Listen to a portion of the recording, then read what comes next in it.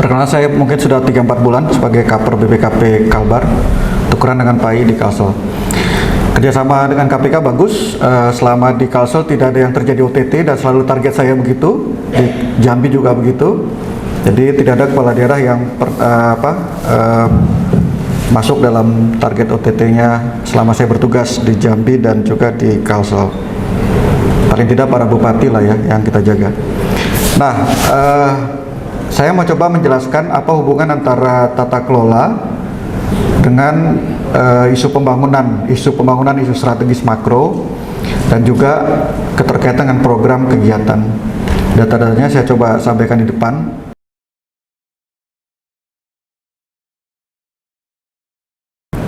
Logika sederhananya adalah kalau governance kita semakin bagus, mestinya dia bisa menjembatani antara niat baik memberikan nilai kepada masyarakat, isu-isu strategis ya, melalui program-program kegiatan yang kita bangun di daerah dengan anggaran pemerintah daerah dan juga anggaran dari vertikal.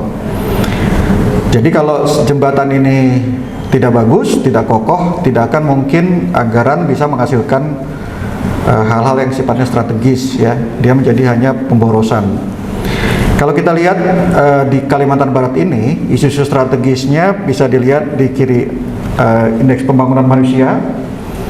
Jadi sudah bertahun-tahun kita catat ternyata tidak berhasil melampaui tingkat nasional IPM itu, tapi kita punya angka partisipasi angkatan kerja lumayan lebih bagus daripada nasional.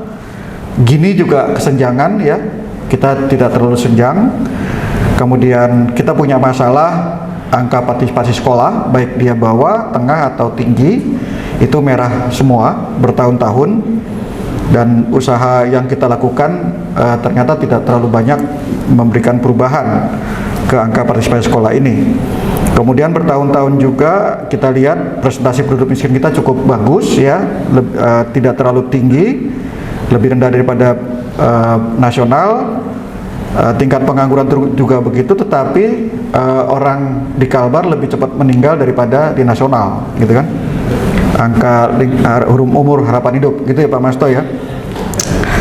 Kemudian prevalensi stunting sama dengan tingkat nasional, cenderung menurun, tetapi kita masih kalah dari nasional. Jadi masih buruk sebenarnya angka prevalensi stuntingnya. Tadi sudah diuraikan oleh Pak Kapolda. Salah satunya adalah illegal mining di emas. Pertumbuhan ekonomi juga masih gagal, kita masih rendah terus-menerus di tingkat nasional. Kemudian investasi juga begitu, nasional sudah tinggi sekali, ternyata di Kalbar masih kecil. Ini mungkin kenapa pertumbuhan ekonominya kalah dari nasional. Isu strategis lainnya adalah kita punya PLTU mangkrak di Mempawah, smelter macet, proyek strategis nasional, tadi saya uraikan penambangan emas ilegal, penyelundupan narkoba, kemudian illegal unregulated fishing. Jadi pengambilan ikan secara ilegal. Itu isu makro yang saya pikir sudah dipahami secara Kalbar. Nah, kalau kita lihat sebenarnya kenapa seperti itu, governance-nya memang sudah diusahakan lebih bagus MCP-nya, tapi kan gap dengan SPI-nya jauh ya. Tadi yang lebih independen itu dari survei pilihan integritas ya. Kalau di nilai BPKP saya lupa, cukup tinggi juga SPI-nya. Itu berarti persepsi masyarakatnya sama dengan yang kita usahakan di dalam. Nah, kalau dilihat dari angka governance-nya Pemda kita untuk SPB sudah bagus pengendalian, tapi bagaimana mengelola risiko itu belum begitu bagus ya.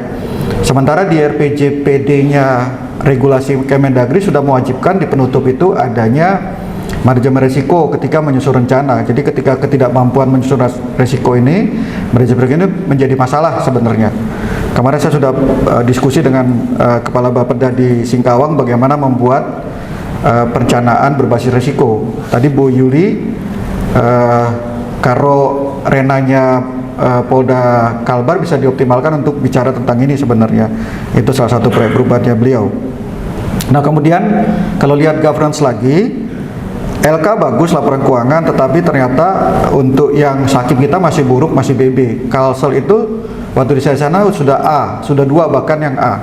Berarti ada masalah di dalam hal kinerja kita. kemudian kapabilitas APIP tinggal 1 Bengkayang, kemudian PDAM kita yang ngurus air ya, tentu berhubungan dengan anti stunting, ternyata Sambas, Landak kurang sehat, bahkan di Mempawah itu PDAM-nya sakit ya. Kayong Utara tidak memiliki PDAM. Nah, dari sana bisa kita lihat bahwa ternyata isu-isunya tadi karena governance-nya belum begitu bagus, perencanaan penganggarannya menjadi berisiko tidak efektif ya. Programnya juga tidak efisien, kita bisa lihat. Kemudian kebijakan, struktur, komitmen pimpinan dalam manajemen risiko juga masih rendah. Di sosial, ketersediaan kebijakan untuk pengembangan aspek sosial,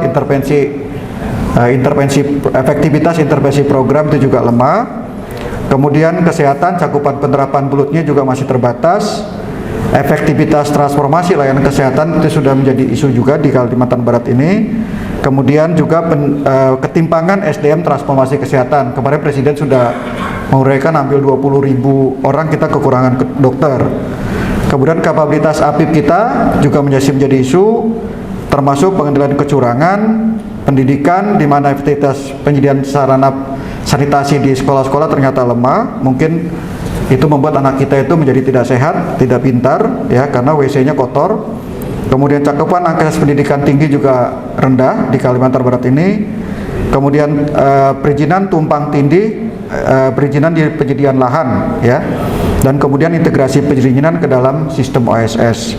Nah, rekomendasi kita tentu tadi peningkatan kualitas perencanaan penganggaran, terutama bagaimana menerapkan perencanaan penganggaran berbasis risiko dalam RPJP nanti, dan kemudian penerapan sistem pengendalian manajemen risiko di masing-masing pemerintah daerah, kualitas APIP, pencegahan dan pengendalian korupsi, menaikkan investasi, penyerapan angkatan kerja, penurunan angka pengangguran, peningkatan IPM, menurunkan angka prevalensi. Salah satunya adalah langkah percepatan ya untuk stunting. Kita mungkin, saya janji sudah ke Pak Gubernur untuk datang ke Melawi, salah yang terendah ya di Kalbar ini, bagaimana kita bisa intervensi bersama BKKBN, dan juga bagaimana meningkatkan angka harapan hidup supaya tidak cepat meninggal di Kalimantan Barat ini kan, dan juga layanan kesehatan masyarakat ya.